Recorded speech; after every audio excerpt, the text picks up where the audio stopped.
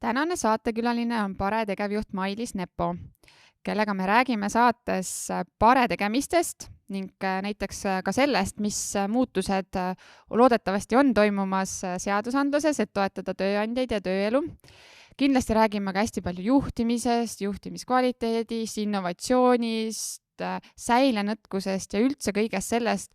mis on toimunud tänases muutunud maailmas peale kriisi ning kuidas siin edukalt hakkama saada, nii et head kuulamist.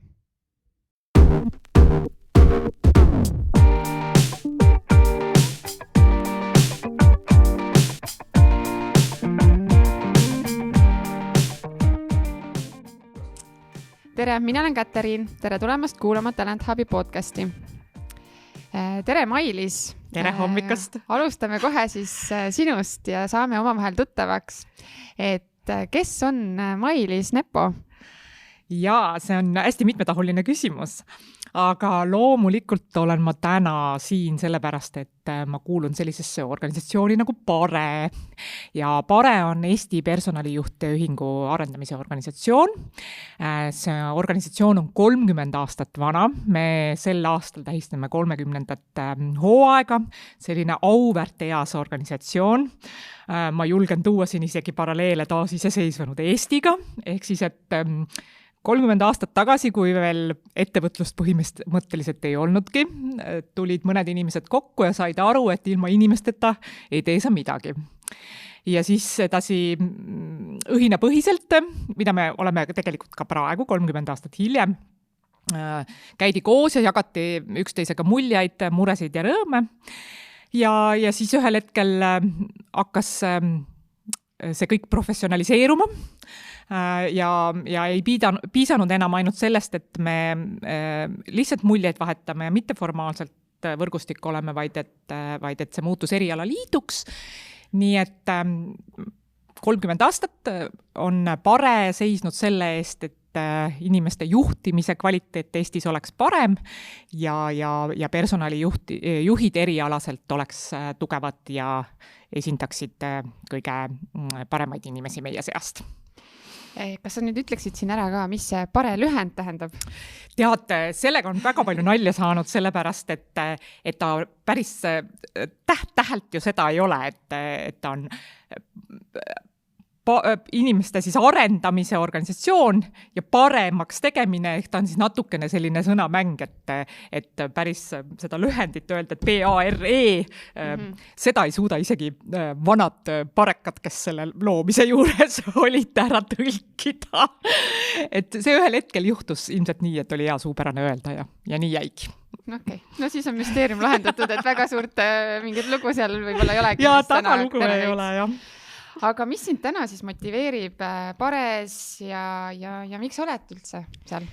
Ja minu isiklik lugu on tõepoolest natukene teissugune. Ehk siis, et minul sai sel aastal või sel suvel 25 aastat tegelikult riigiteenistuses. Ja ma olin peast ikka bürokraat ja üdini riigiametnik ja tegelikult väga ei arvanud, et ma võiksin sellist kannapööret teha. Aga ma olen olnud Pare liige ise aastast 2006, ehk siis, et kogu aeg mõelnud kaasa, olnud üsna aktiivne liige selles mõttes, et aidanud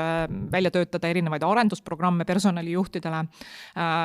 hoidnud silma peal sellele, kuhu see suund läheb.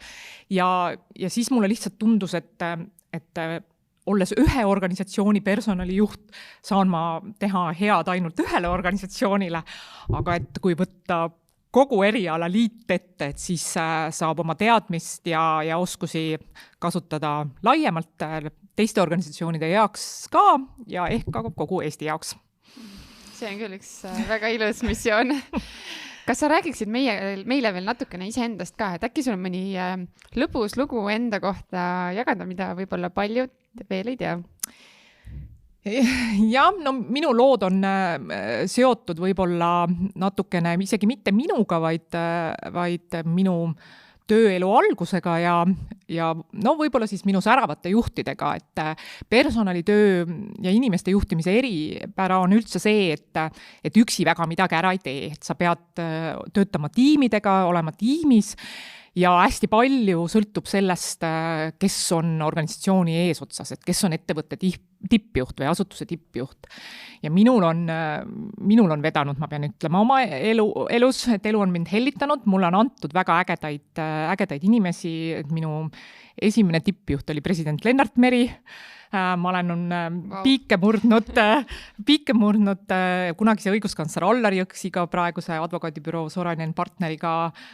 kunagise riigikontrolöri Mihkel Oviiriga ja ma ise ka naeran vahel, et olnud peaaegu et abielus president Ilvesega, sest et temaga ma veetsin koos külg külje kõrval 10 aastat. Et no ja need naljad on sellised, et need on arenenud nagu läbi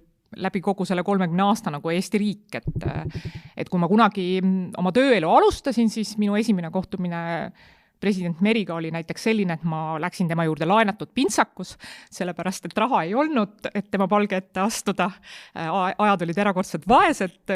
ja vaene ei olnud ainult mina, vaid ka Eesti riik oli vaene. Nalja sai palju, sellepärast, et minu tollane nimi oli Vaino. Ja kui me mõtleme siis nõukogude aja peale ja mõtleme selle peale, kes siis riiki juhtis, et siis tekitas kõvasti elevus see, et kui president Meri nimel võttis ühendust keegi, kelle nimi oli Vaino. Ja selliseid igapäevaelu nalju juhtus seal alguses päris palju, et kui sa piisavalt kiirelt ei mõelnud või veel kiiremini ei jooksnud ja väledad jalad sind nagu hädaolukordadest välja ei toonud, siis juhtus igasuguseid asju.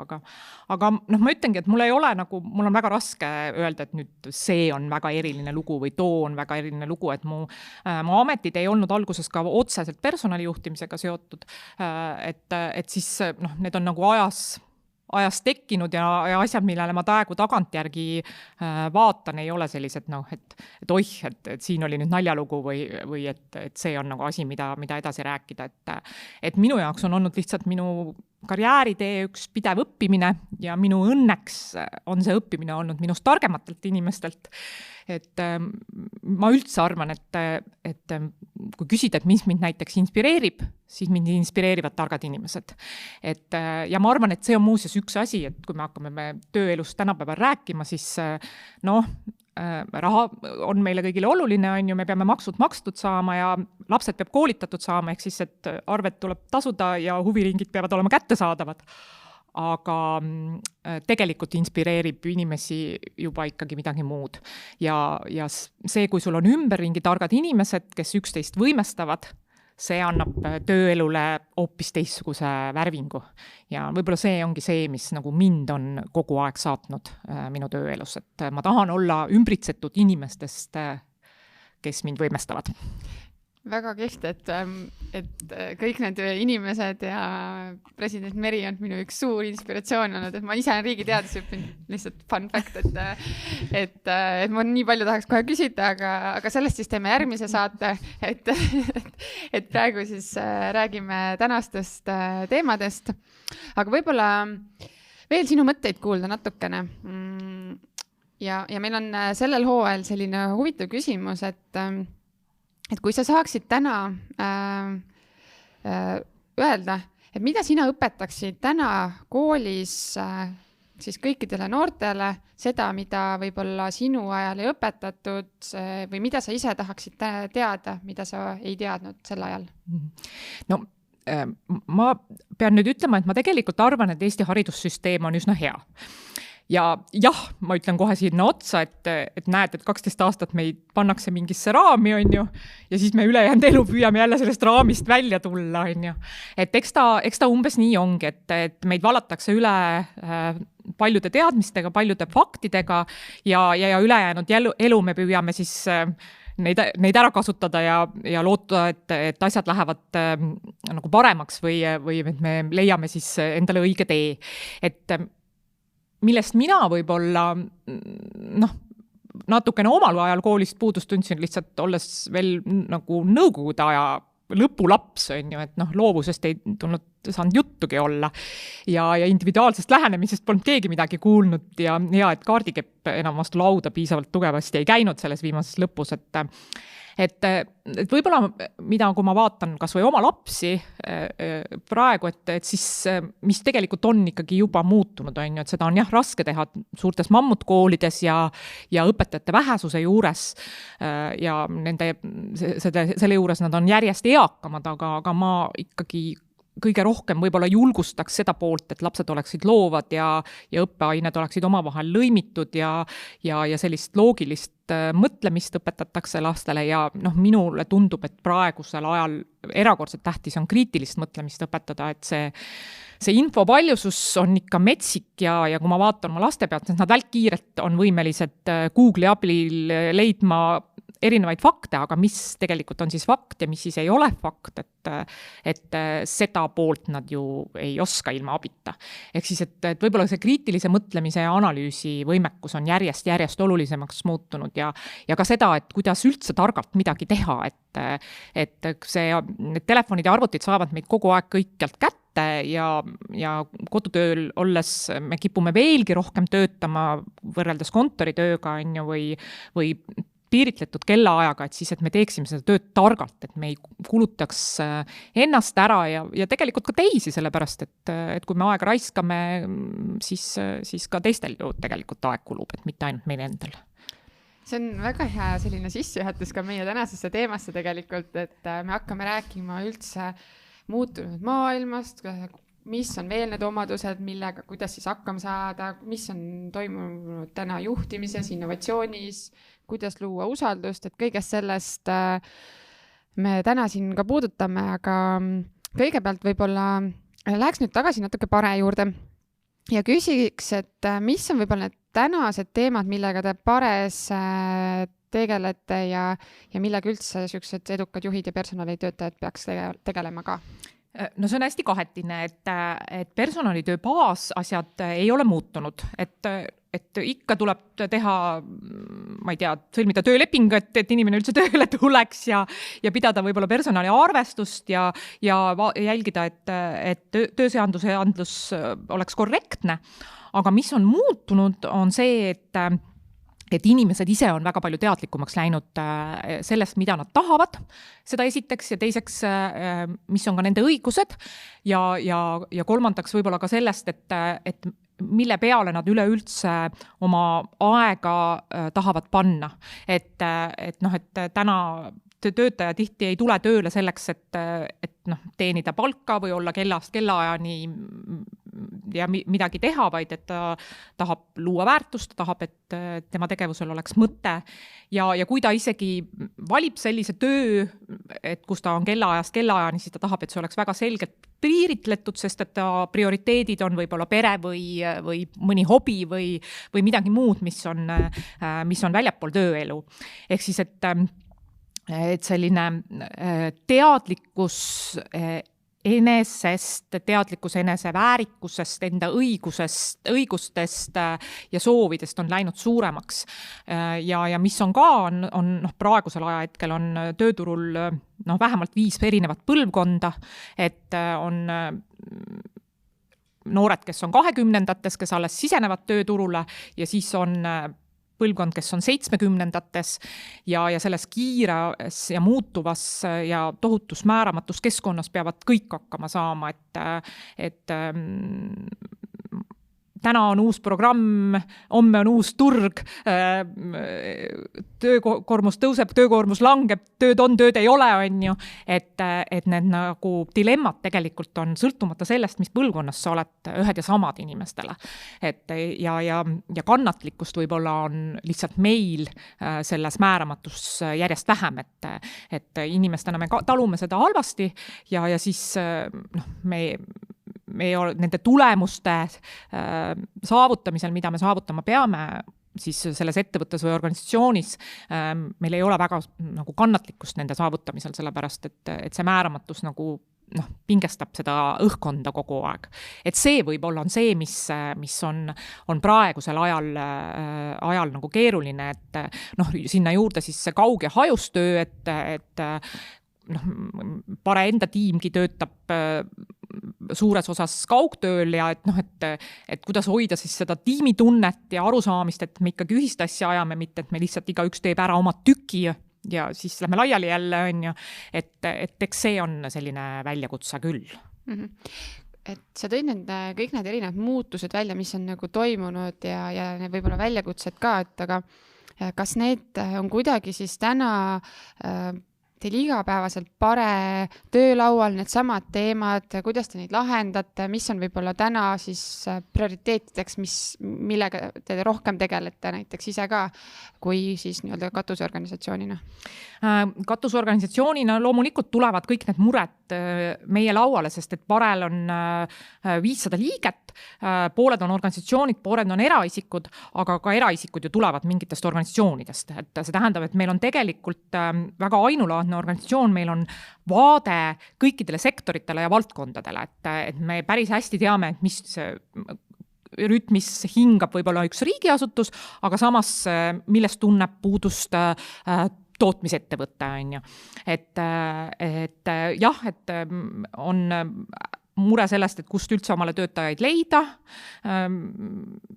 kuidas neid välja õpetada, kuidas siis muutunud oludes garanteerida seda, et sul seda töötajat on pikemaks ajaks võib-olla kui lühikeseks tööampsuks, on ju, ja siis ka see, et siis kogu selle halduskoormusega, mis sellega kaasneb, ikkagi toime tulla, et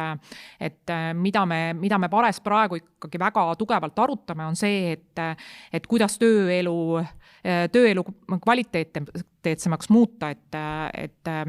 meie seadusandlus on vastu võetud mingil ajal, aga tavaelu on nagu kiiremini eest ära jooksnud, et näiteks, et minu tööd tehes, et klassikalist töölepingut sõlmida võib-olla ei olegi enam mõistlik, et miks ma võiks olla iseseisva otsustuspädevusega töötaja, on ju, kus ma ise oma tööaega ja kohta valin, on ju, et selline asi võiks ju tööseadusandluses olemas olla. Aga kas te tegelete sellega? Aga praegu ma loen töötunde ja järjest rohkem, et ja kõik, et kui me räägime innovatsioonist, et riik maksab toetusi rakendusuuringute ja toote arengu suunal, aga et tegelikult võiks ju näiteks olla doktorikraadiga palgatoetus, doktorikraadiga inimeste palkamiseks palgatoetus kõikidel erialadel, et kujutage ette, kuidas see muutuks organisatsioonide juhtimiskvaliteeti, kui mul on väga kõrgesti haritud inimesi tööl ka selles valdkonnas, kuhu ma esimese hooga võib-olla ei värbaks doktorikraadiga inimest. Mis on ka lauale tulnud, on see, et meie tööelumaksud tahaksid ülevaatamist, et need ajad, kus vorstilatiga või konserviga töötajatele palka maksti, et need ajad on tegelikult ikkagi möödas, et logoga, kruusiga ja pusaga sa ei osta enam endale inimest tööle. Ja see, kui sa neid kõiki asju nii kõrgelt maksustad, siis see tegelikult viib selleni, et sa maksustad kõrgelt ka selle töötaja heaolu laiemas tähenduses, ehk siis tema tervist. Et ikkagi, kui me mõtleme, et meil kõik see, mis nagu tervise edenduse peale läheb, et seda tegelikult ikkagi väga kõrgelt maksustatakse Eestis. Sa võib-olla kui sa tahad ka olla jälle hea töötaja, teha töötajale eraldi mingit kindlustusliiki, on ju, jällegi tuleb kõne alla uus maksustamise see viis ja ongi, et neile kaugtöö ja hajustiimide puhul või hübriidkontorite puhul, et mitu töökohta sa töötajale lood, on ju, et kas sa lood talle koju, lood sa talle kontorisse selle, on ju, või ja millal ja kui palju ma siis selle eest erisoodustusmaksu maksan, et kõik sellised olukorrad võiksid olla natukene lihtsamad või siis, ma ei tea, see, et kui meil on küll samme selles suunas tehtud, aga näiteks kui et inimene on lapsehoolduspuhkusel, on ju, et praegu tööandjad võtavad vahel ja pakuvad siis võimalust tal töötada võlaõigusliku lepingu alusel, aga et miks ta ei võiks siis oma töökohal natukene tööd edasi teha, on ju, et ma ei peaks jälle kõrvalt mingisuguseid teistsuguseid, ma ei tea, lepinguliike kasutama, teistsugust bürokraatiat haldama, on ju, et kõik see on kindlasti meil laual. Ja servapidi puudutab pareliikmeid ikkagi see ka välistööjõud. Et me oleme vägagi veendunud, et see, millega minister Sutt välja tuli ja valitsus välja tuli, et me peaksime lühiajaliste elamislubade perioodi pikendama, et see on väga õige, sellepärast, ja see peaks olema vähemalt 2 aastat, et ettevõtted investeerivad inimestesse, õpetavad nad välja, on ju, ja siis saab luba läbi ja inimene peab lahkuma, et nad jõuaksid need investeeringud tagasi tuua või ka siis selle elamislubade väljastamise protsessi võiks lihtsustada, et haldusvõimekus ja koormus oleks organisatsioonidel väiksem, et ja siis tegelikult saaks riik, politsei, kõik teised järelevalveorganisatsioonid võib-olla ka oma energiat suunata hoopis järelevalvesse, et ei olekski probleeme nende rendiettevõtetega, kus meil tuleb väga ebakvaliteetset tööjõudu ja kus võib-olla me ei saa niimoodi kontrollida seda, et kes Eestisse tuleb ja millisel moel ja millistes tingimustes nad töötavad, kui meil oleks lihtsam see teine ots.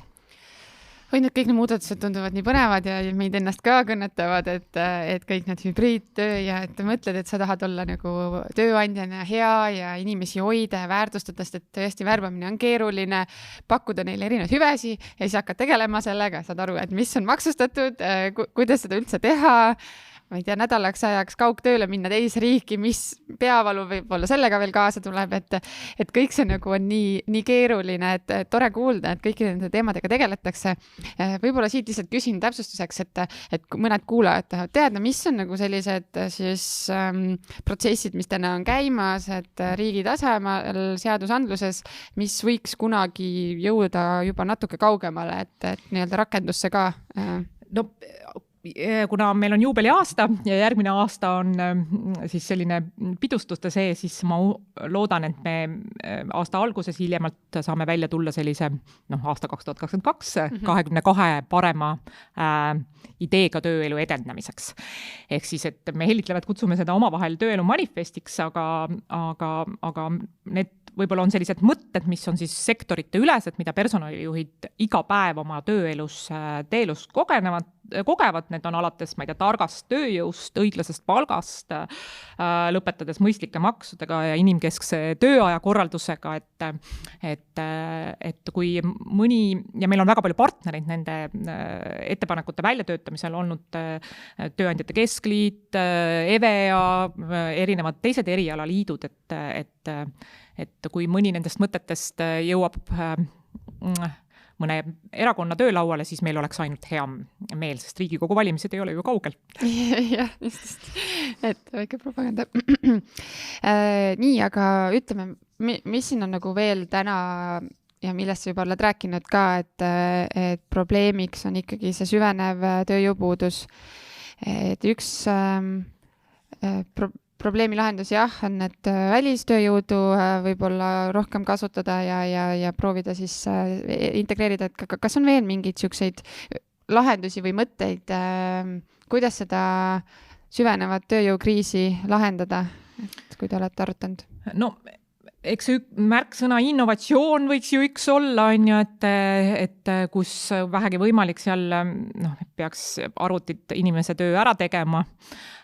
Teine asi, mis ikkagi veel endiselt Eestis on, ta on läinud kõvasti paremaks, on vähenenud töövõimega inimeste kasutamine, et kui statistika ütleb, et Eestis on peaaegu 100 000 vähenenud töövõimega inimest, on ju, siis võiks ju olla kuklas see, et ikkagi saab neid ka tööks kasutada, on ju, et loomulikult nad paljud on ka tööl, on ju, ja öeldakse, et kuskil,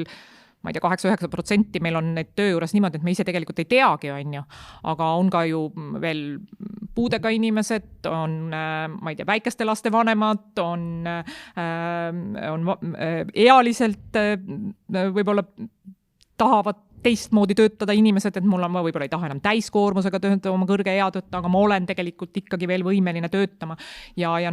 see on tegelikult ikkagi selline asi, mis natukene, võib-olla ka selle COVID-i tõttu on saanud tagasilöögi, et suured organisatsioonid väga hea meelega tegelevad sellega ja võtavad endale inimesi tööle, kellel on vähenenud töövõime ja mõtlevad välja paindlikke tööviise, aga väikesed organisatsioonid tegelevad iseenda elus püsimisega ja nendel ei ole võib-olla selliseks empaatiaks ja kaastundeks väga palju aega, aga pika perspektiiviga see võib-olla on nagu selle sama oksa saagimine, kus sa ise istud sellepärast, et sul lihtsalt ühel päeval ei olegi seda ettevõtet, kui sa sellega ei tegele. Võib-olla on jah see hirm seal ka taga, et ei tea, mis sellega kaasa tuleb, ongi, et kas ma pean, mida ma arvestama pean, kas on seal ka mingid seadusandluses, et mingid arvestatud puhkeajad, et kes sellega tegeleb, et suures organisatsioonis on suured personalitiimid, kes tegelevad personali arvestusega, palgaarvestusega, töölepingutega ja siis on seal see väikses organisatsioonis see ettevõtte juht, kes siis peab ise kõike teadma, aga ta ei tea ja siis see tundub nagu... Nõus ja eriti, meil ju Eestis väga palju selliseid väikeseid organisatsioone ongi, kus sul ongi kuni 10 inimest tööl ja võib-olla isegi, see on juba suur organisatsioon, et on ka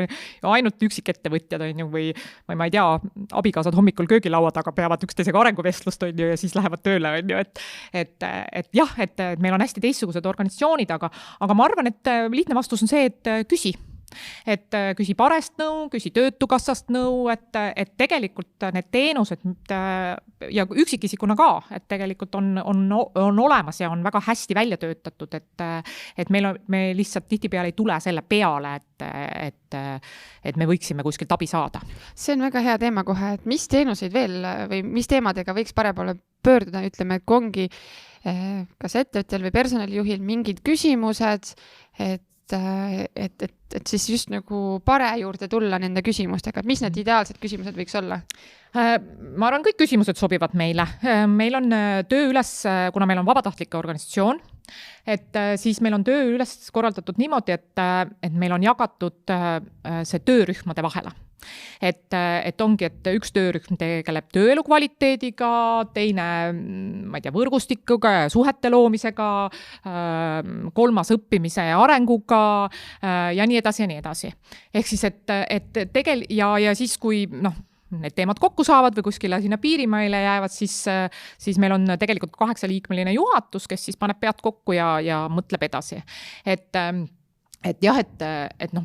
et seda võib-olla pare ei ole, et kui keegi on hädas ja ütleb, et kirjuta mulle riskianalüüs valmis, et siis see on juba ikkagi nagu rahaline teenus, on ju. Aga kui meie võrgustikus meie inimesed küsivad, et kuulge, et ma siin kirjutan praegu sellist dokumenti või et mul on selline probleem, on ju, et milline on teie kogemus, on ju, siis tulevad inimesed kokku ja mõtlevad kaasa, et mul oli erakordselt vahva kogemus siin paar päeva tagasi, kuidas me ettevõtte nime mainimata, aga tervishoiusektori ettevõttele mõtlesime siis välja, et kuidas nende hääl võiks jõuda tulevaste töötajateni ja ei olnud seda, et ma tulen sulle nõu andma, sest ma olen ka konkurent värbamisturul, vaid et meid oli 15 personalijuhti koos, kes eri sektorites siis ründasid aju ja mõtlesid kaasa, et kuidas sellel kolleegil siis kergendada oma tööd, et väga erinevaid. Ja ma väga loodan, et järgmisel aastal pare jõuab nii kaugele, et meil valmib ka juhtimisbaromeeter, ehk siis tööriist, mille abil mõõta juhtimise kvaliteeti. Et me teeme selleks praegu ettevalmistusi ja teadusuuringute toel, ETAG-i toel me teda teeme, et see võiks olla üks abivahend, mida siis organisatsioonid võiksid ka kasutada, sest et ikkagi põhiline häda minu meelest Eestis on see, et see on selline vana ja kulunud lause, et ma tulen tööle raha pärast, aga ma lahkun juhi pärast, on ju. Ja väga-väga palju on ju Eestis mitte isegi tippjuhte, vaid et keskastme juhte, kes igapäevaselt minu elu ja minu heaolu mõjutavad, on ju, ja mille kvaliteet ja tase on kõikuv, et siis saaks nagu parandada selles valdkonnas tegevusi. Nii kohe hakkan küsima juhtimiskvaliteedi kohta ja kõige selle kohta, aga küsin veel ära, et nende küsimuste kohta pare poole pöördumisel, et selleks peaks olema pare liige, et peaks astuma pare liikmeks ja siis saab nii-öelda abi ja ega ma telefonile vastamata ei jäta, kui helistatakse ka muidu, aga loomulikult kasu lõikab see, kes on aktiivne liige, sellepärast, et neid formaate, kuidas pares kaasa lüüa, neid on palju. Ja kui sa oled aktiivne liige, kui sa panustad töögruppi, kui sa osaled erinevatel võrgustikuüritustel, ma ei tea, on see virtuaalne kohvihommik või mingi kindla teema seminar, siis sa lihtsalt lõikad rohkem sealt kasu. Täitsa arusaadav. Et see on lihtsalt see, et ühekordne telefonikõne, aitab sind võib-olla sel korral, aga seda, missugused on trendid maailmas, kuidas organisatsioonid mõtlevad, kuidas keegi käitub, kuhu suunas liikumine toimub, et sellest sa saad aru ja kasu ikkagi siis, kui sa oled liige ja sa näed seda, et nii on. Nii, aga lähme siis natukene selle innovatsiooni juurde, räägime siis säilenõtkusest ja kuidas siis usaldust luua, aga millised kui me rääkisime siin juhtidest ja juhtimisbaromeetrist, et millised juhid on edukad üldse tänases maailmas? No ma võib-olla nüüd natukene räägin juba isikliku hinnangu põhjal ja sellise kogemuse põhjal, aga tegelikult uuringud toetavad seda, et edukad on juhid, kes kuulavad. Et jällegi, et kuna väga palju on seda infot ja inimesed kipuvad sellest ära uppuma, siis kuulamisoskus on muutunud selliseks erakordselt tähtsaks oskuseks. Empaatia on oluline, et selleks, et tulemusi saavutada, see on, ükski organisatsioon ei tule ju kokku selleks, et lihtsalt koos olla, selleks on sõpruskonnad, aga et organisatsiooni või eesmärk on mingit tulemust saavutada. Aga tegelikult tulemused tulevad seeläbi, kui inimesed tunnevad ennast organisatsioonis turvaliselt. Nad teavad, mis selle organisatsiooni eesmärk on. Nendel on selgus oma ülesannetest ja arvestades siis ka seda tohutut määramatust ümberringi, siis seda nagu selgust ja on neil kogu aeg, et selline pidev selgitustöö ja arusaamine ja üksteise kuulamine, see tagab siis selle, et sa tegelikult lõpuks tood selle tulemuse koju. Sest et muidu ma võin ju küll eesmärgid seada, ma võin isegi ka mõõdikut selleks tekitada, aga lõpuks on see lihtsalt protsessi pärast, et kui ma ei saa aru, mille jaoks organisatsioon on loodud või mis on kaugem eesmärk, siis ma ikkagi seda tulemist koju ei too. Nii, ja kui me räägime nüüd siis täna sellisest muutunud maailmast, et see 2 aastat on meid nii väga nagu kõigutanud, et ja ettevõtted on pidanud siin ka tegema siis muutusi iseendas, innovatsiooni rakendama, et seda kõike, mida sa juba oled öelnud, ka on olnud mingitel hetkedel nii palju,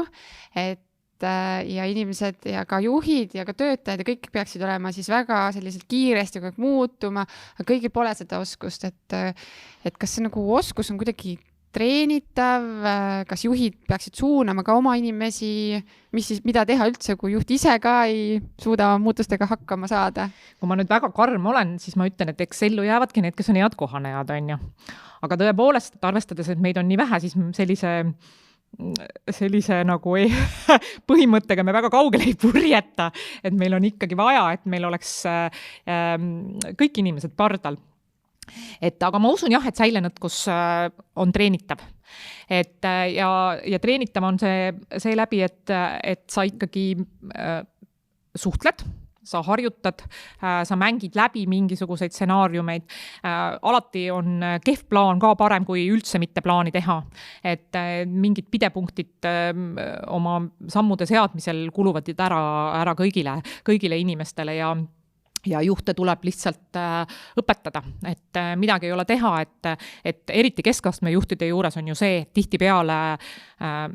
väga hea spetsialist saab järsku juhiks ja siis me automaatselt eeldame, et nüüd ta juhib ka, on ju. Aga et tegelikult seda juhtimisoskust tuleb ikkagi õppida ja see võtab aega. Ja võib-olla tasub ka siinkohal nagu üldse mõelda, et kas see karjäär peab olema alati alt üles, et see inimeste juhtimine on selline ka organisatsiooni kontekstis on üks igapäevane sotsiaaltöö, on ju, et sa kogu aeg lahendad kellegi muresid, küll on pulmad, küll on matused, küll on lapse sünd, on ju, ja võib-olla tundub, et et ma nagu tööd ju ei teegi, on ju. Et kogu mu aur läheb suhetele, on ju. Et siis võib-olla mõistlik ongi, et ma teadvustan endale, et näiteks minu karjäär ongi olla hoopis ekspert oma töövaldkonnas ja mitte tahtagi juhtida seda tiimi, et aga ma ütlen, et see on treenimine, see on harjutamine ja see on õppimine ja see on vigade tegemine ja nendest, kuigi me oleme väga kehvad vigadest õppijad, on ju, aga ikkagi, et kui ma just ettevõtet pankrotti ei aja ja inimesi ära ei tapa, siis ma tegelikult oma rumalustega, siis ma tegelikult ikkagi õpin selle selgeks. Loomulikult on mõistlik seda juba ette õppida ja õpetades, aga kui siis see olukord käes on, siis tuleb ise ennast treenida, tuleb lugeda, tuleb, ma ei tea, taskuhäälinguid kuulata, on ju, teiste kogemusi kuulata, et mida keegi on teinud, on ju, ja siis sealt noppida parimaid palaseid. Jaa, selles mõttes väga palju täna ju räägitakse ja tegeletaksegi vaimse tervisega, hästi populaarne on coaching, välised coachid, psühholoogid, et ma arvan, et kõik see tegelikult aitabki nii juhtidel kui töötajatel, kellel on see keeruline hetk, et nendest üle saada. Et see on nagu hea mõte, et ei pea alati üksi jääma oma murega, et ütleme, et see säilenõtkus on treenitav, aga see on ka okei, kui keegi appi tuleb ja aitab su üle sellest muutuse hetkest ja see ei toimi nii. Ja sellega võib-olla peab arvestama, et jah, see ei toimi ühekordselt. Et see võib kesta nagu pool aastat või aasta või paar aastat. Võib-olla ka paarkümmend. Jah, et selles mõttes on okei, et abi küsimine on midagi, mis vist on muutunud küll viimase 2 aastaga väga palju ja räägitakse rohkem teistest teemadest kui varasemalt. Jah, nõustun, et meil need stigmad, kus sa pidid on nagu natukene murenenud, et ei ole päris enam see, et kui ma näitan üles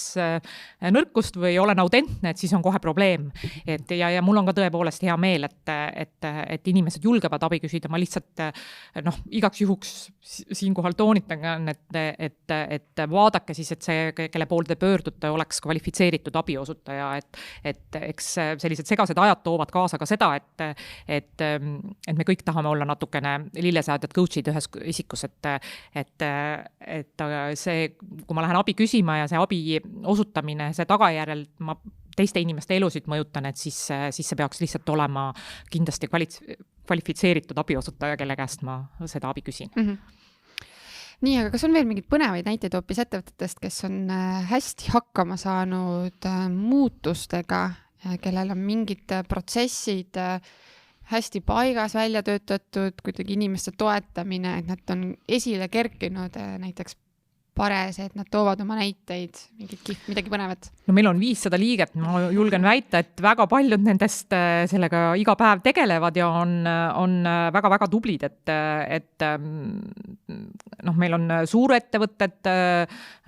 kellest üle ega ümber ei saa, kes kõikide nende teemadega tegelevad aktiivselt, Swedbank, Coop Pank või ma ei tea, veel mõned sellised näited, aga on kindlasti ka väikeseid organisatsioone, et ma arvan, et see on selline, see otsingute aeg on praegu nagu kõikides ettevõtetes, et kuidas nagu oma igapäevaelu paremini korraldada, et ma pean lausa, kui mu käest küsitakse, et näita mulle mõnda head organisatsiooni, siis Tule paresse. Tule vaata, meil on 500 organisatsiooni. et siis leiab igaüks ühe vähemalt endale, mis on hea näide. Okei, aga ütleme, et palju innovatsiooni ja sellest me oleme rääkinud, et on kriis kaasa toonud, aga kas tegelikult ka on? Et kas tegelikult on muututud nii palju, kui on? Et võib-olla kaugtööle mindi üle, aga kas mingid asjad on jäänud nagu püsivaks ja kas peaks veel innovatsiooni tegelikult soodustama? Kindlasti peaks soodustama ja eelkõige peakski inimeste juhtimises seda soodustama, et meil tehakse samme, nagu ma enne ütlesin, tootmises ja tehakse samme arenduses, sest et lihtsalt kui sul ei ole enam töötegijaid, siis peavadki masinad selle asja üle võtma, on ju. Aga et samme inimeste juhtimises võib-olla peaks rohkem tegema, et ma ei teagi, kuidas ma seda nüüd sõnastan, aga see, et kui ma oma aega tööandjale annan, et see aeg oleks siis ka kvaliteetne, on ju, et mul on töövahendid garanteeritud, mul on, ma ei tea, arvuti töötab korrektselt, on ju, ma ei tea, 4-5 korda päevas restarti tegema, on ju, et ma saan oma tööks vajalikku info, et ma saan seda tööd tõepoolest teha, on ju. Et see on asi, mis on praegu väga-väga oluline, et ja noh, ta on tegelikult kogu aeg oluline olnud, aga nüüd võib-olla siis me lihtsalt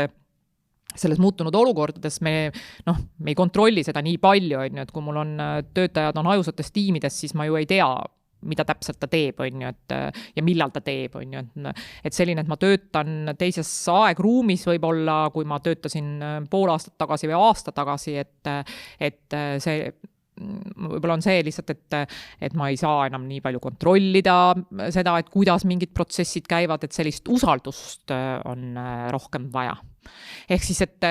ma ütleks, et see innovatsioon on, kui keegi ütleb sõna innovatsioon, siis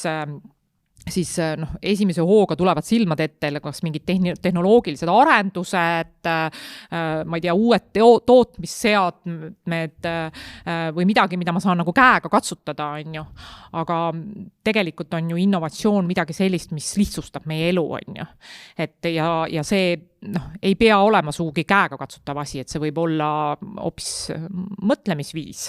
Et kuidas me siis seda defineerime, on ju, et kuidas ma oma tööpäeva üles ehitan. Et võib-olla selles peitub hoopis innovatsioon. Et mõelda hoopis selle nurga alt, et meie inimesed on natukene katki, natuke väsinud sellest kriisist, mis tõenäoliselt ei lõppegi, vaid ongi nüüd igapäevaelu osa, meil on uus reaalsus, on ju, et kuidas ma siis ikkagi ellu jään. See on üks väga hea mõte, ma arvan, millega siit väike kõik kokku võtta, et ma ise usun ka, et see juhtimispõhimõtetes näiteks innovatsiooni tegemine kindlasti on väga oluline, et tõesti see ei tähenda ainult arvuteid ja uusi tarkvaralisi lahendusi.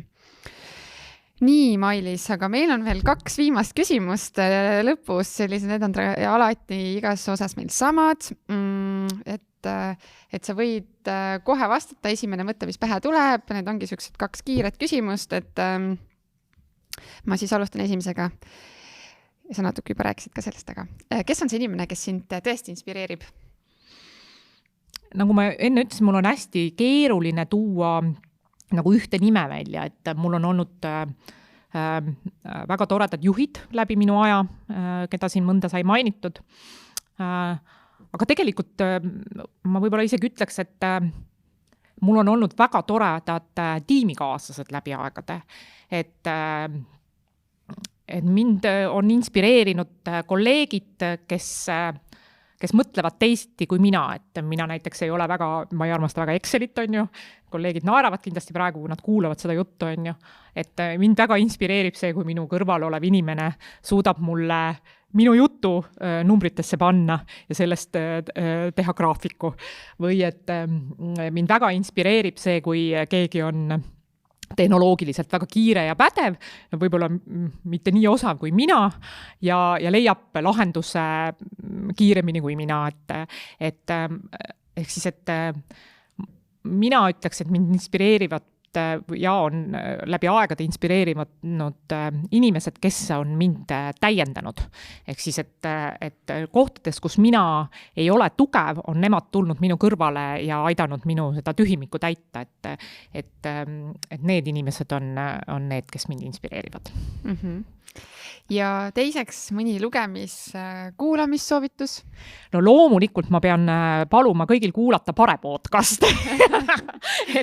et ka konkureerivad podcasti, sest et me räägime palju inimeste juhtimise teemal ja personali juhtimise teemadel, ehk siis, et sealt saaks selliseks igapäevaseks ja tööeluks inspiratsiooni. Ja lugemissoovitust no ma pean nüüd natuke mõtlema, et aprillist, kui toimub Pare konverents, tuleb Corporate Rebelsi mõtlejad meile sinna rääkima, et nemad on andnud välja toredaid raamatuid, mida võib-olla tasuks lugeda, aga kui nüüd ingliskeelne lugeja ei ole, no et mida siis veel? Et tegelikult iga kuu ilmub juhtimisõpikuid ja järjekordne bestseller tuleb välja, et ma ei panekski võib-olla näppu mõne sellise raamatu peale, vaid ma paneks tegelikult ühe ilukirjandusliku teose peale, mis on mind loksutanud nagu kõvasti ja see ei ole mul isegi nagu selle aasta lugemine, vaid paari aasta tagune lugemine. Ja see on Tara Westooveri raamat, see on ilmunud Valge raamatu sarjas, peaks lõikama vist seda podcasti, sest ma pean seda raamatu pealkirja vaatama, et kus selle saad meile hiljem saata. Jah, et kus siis tegelikult, see on elulugude sari on ju, ja väga palju neid valgeid raamatuid korraga lugeda ei jaksa, sellepärast need on üsna negatiivsed. Aga see räägib sellest, kuidas me ühiskonnas ikkagi kaotame kriitilise mõtlemise ja kuidas me nagu ei lase inimestel, kuidas tekivad suletud kogukonnad, kuidas tekib polariseerumine ja kuidas me anname andeks tihti suisa ka vägivalda, sellepärast, et aga ta on ju tore inimene, et las ta olla. Et see raamat suunas just mind mõtlema sellele, et kui palju ma pean ikkagi kriitiliselt mõtlema selle üle, mida ma kuulen, mida ma näen, sellepärast, et selline reaalsuse konstrueerimine tänapäeva maailmas on hästi lihtne, on ju, ja see ehitatakse minu eest üles, nii et mul ei ole isegi sõna sekka öelda, et siis ma vähemalt suudan kriitiliselt öelda, et ei, see ei ole minu jaoks. Okei, aga paneme selle raamatu nime siis meie blogipostitusse, ja sealt on leitav. Päris naljakas, et mulle tuleb praegu näolekri peale, kas see oli nähtamatu? Ma vaatan üle, Tara Westover on autor, jah? Jah, no võt. Ja teine asi kindlasti, et kevadel on ju tulemas Pare aastakonverents, et võib-olla paari sõnaga, mis täpselt see teema on ja kuna see siis toimub? See toimub 7. aprillil ja teemad ongi säilenõtkus, innovatsioon juhtimises ja usalduse loomine tiimides. Ja tõepoolest on väga erilised ja head esinejad, nii meie oma head Eesti tegijad, Kadi Lambot, Kai Realo, Margus Rink on ju, kes on säravad tähed meilt siit, aga ka väljapoolt, et Megan Raits, kes sellist teadlase vaadet annab usalduse loomile või need samad Corporate Rebelsi noored, kes siis sellist innovatsiooni ja kastist välja mõtlemist esindavad, ja tegemist on hübriidkonverentsiga, et võib olla konverentsisaalis, aga võib olla ka arvuti taga, et neid ja siis ka pärast järelkuulata ettekandeid, et ma usun, et sealt saab põnevaid mõtteid sellest, kuidas maailm on muutunud ja mis suunas me liikumas oleme, et mida igapäevatöös ära kasutada. Väga äge. Igal juhul, Mailis, väga põnev oli sinuga rääkida Pare tegemistest ja kuulda sinu mõtetest ja üldse, mis siis täna toimumas on, et aitäh sulle saatesse tulemast. Palun, aitäh!